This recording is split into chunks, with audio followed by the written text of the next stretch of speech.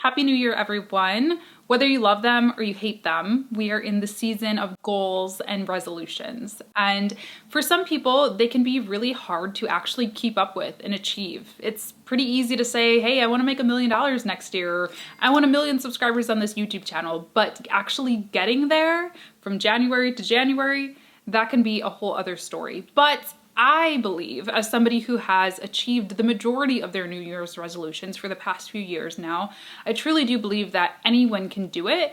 It's just all about following these 5 steps and really making it happen. So let's dive in.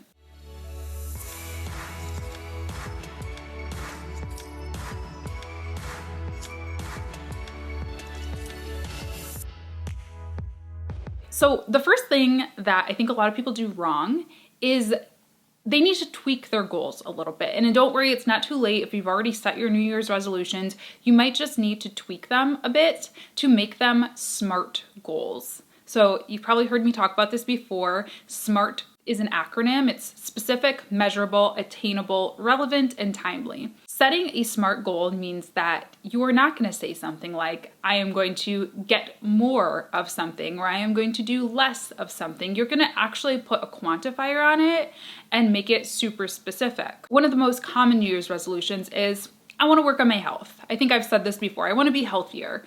What does that mean? Does that mean that you want to eat healthier? Does that mean you want to lose weight? Does that mean you want to gain weight? Does that mean you want to go to the gym more? Does that mean you want to pick up a sport? What exactly does that mean? Another thing about the health one is that is so overwhelming. For someone like me who does not work out, I can't tell you the last time I actually went to the gym, that's really overwhelming. And I actually made this resolution, I think it was last year, and I would say that I did achieve it, but starting off was really hard for me because I forced myself to go to the gym, not just for like 20 minutes or 10 minutes, I forced myself to go for an hour. So I worked out on a treadmill, or it was a stair climber, for an hour. I actually thought I was having a heart attack, not even joking. And I felt like a failure afterwards because then my limbs were all sore and I couldn't work out the next day. I was physically unable to. So instead of making a huge goal like that, make it specific and make it attainable. So start slow with, I want to take a walk every day. A walk could mean I'm going to get my mail. A walk could mean I'm going for a hike. It could mean I'm walking on a treadmill for an hour. It could be whatever you feel comfortable with that day, but just setting the bar low. But I think a lot of people get scared of doing that because they think, well, a walk, what is that really doing? But it is. If you're someone, again, like me, who doesn't work out at all, taking a 10-minute walk every day is a significant improvement to your health, so don't discredit that. Similarly, I want to save more money next year. Okay, like how much? Like a penny more, 100 more, a million? What do you want to save?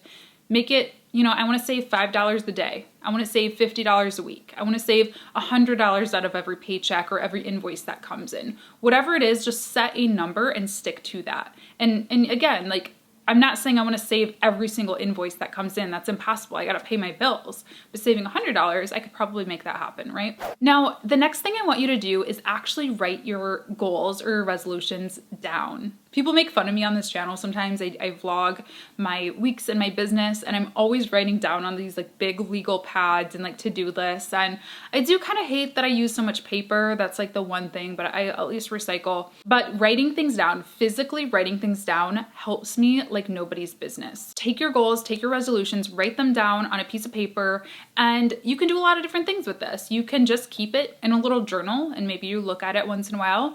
Maybe you write it on a sticky note and I could like put it up on my iMac. I could put it on a mirror that I look into every day. I could put it in my car that I see every day. Whatever it is, put it somewhere where we're going to see it, we're going to be reminded of it, and it's going to kind of hold you accountable. Now, in addition to just writing down the overarching goal, I think it's important to write down little resolutions and little goals every single day too. So I use a to-do list every single day, and at the end of every night or in the beginning of the morning, depending on when I decide to do this for the day, I will write down my to-do list for that day or for the following day, and I will make sure that I'm incorporating things that have to do with my goal. So if it is health, I'm going to say take a walk then you're gonna check your email, then you're gonna work on this project, then you're gonna film this video, whatever it is. So writing things down just makes it more real, and it is so satisfying to cross off every single day that I took that walk, you know? Kind of on a similar note, you want to break your goals and your resolutions down as well. So, you know, something like, I want to sell 1,000 courses this year. 1,000 sounds like kind of a large number to me. I don't really even know 1,000 people that well, right? That's overwhelming. So breaking it down by quarterly goals or weekly goals or daily goals, I think I did the calculation before I recorded this. It's like 2.7 a day or 2.8 a day.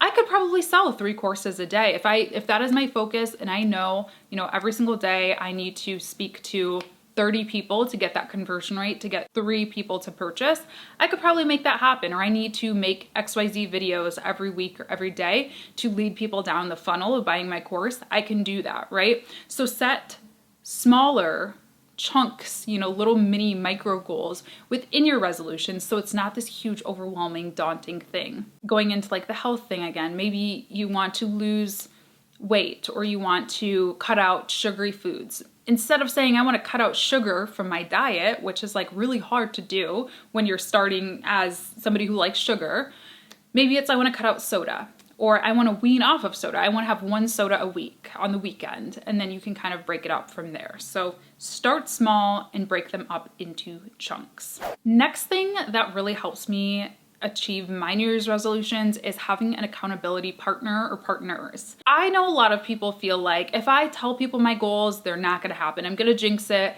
I'm gonna, you know, be regretful later on that I didn't achieve it. I'm gonna be ashamed. First of all, an accountability partner should not make you feel ashamed. They should not be shaming you into anything.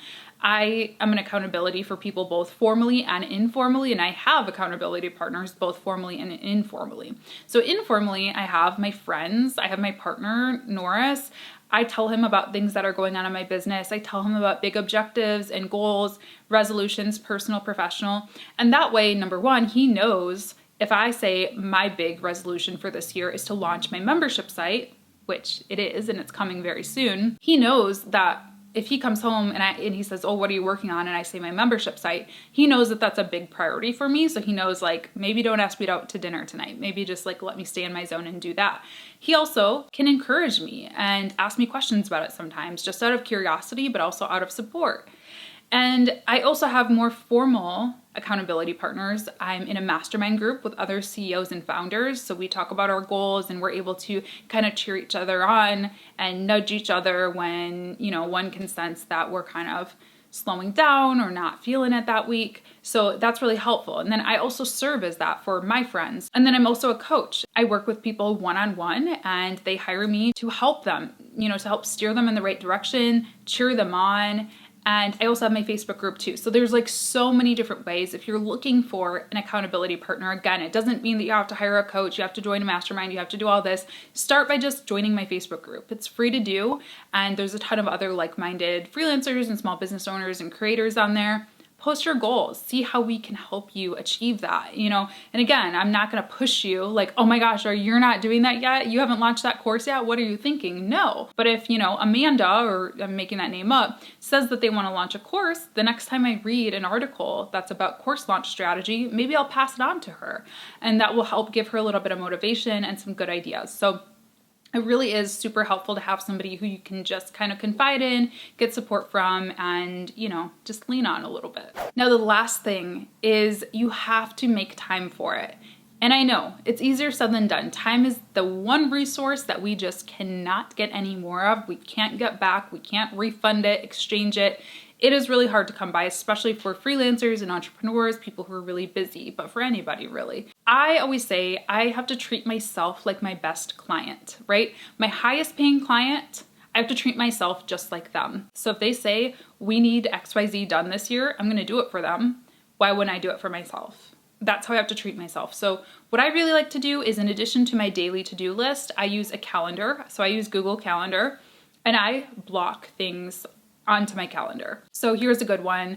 If I say I want to read 10 books in 2020, I don't, because I just don't have time. I'm being real with myself. But if I said that, I would schedule in 20 or 30 minutes of reading time every single day directly onto my calendar. put a block on it so that way people can't schedule meetings over it.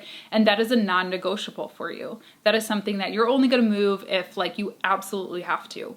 So I do that for myself with education. I educate myself every single day if I can by taking a course, by watching an educational video, something like that, making time for my mastermind group and reading through posts in there. So I schedule that time into my calendar every day. The first 30 minutes of my day are not touched by client meetings. They're not touched by, spontaneous breakfasts. They're for my education. So that's how I do it. You can also set reminders on your phone, things like that, whatever works for you. But for me, Google Calendar is where it's at. So that's it. Those are my tips on how to actually achieve your New Year's resolutions. I hope that this was helpful for you. And if you were inspired by it, if you've made resolutions, I would love it if you left them in the comments down below. You can also, of course, thumbs up this video if it was helpful. It means the world to me. And you can subscribe to this channel too. I post videos every single week. One of my resolutions, I guess I'll say here, in addition to launching my member site, which is coming very, very soon. So join the Facebook group if you want to be the first to be notified about that.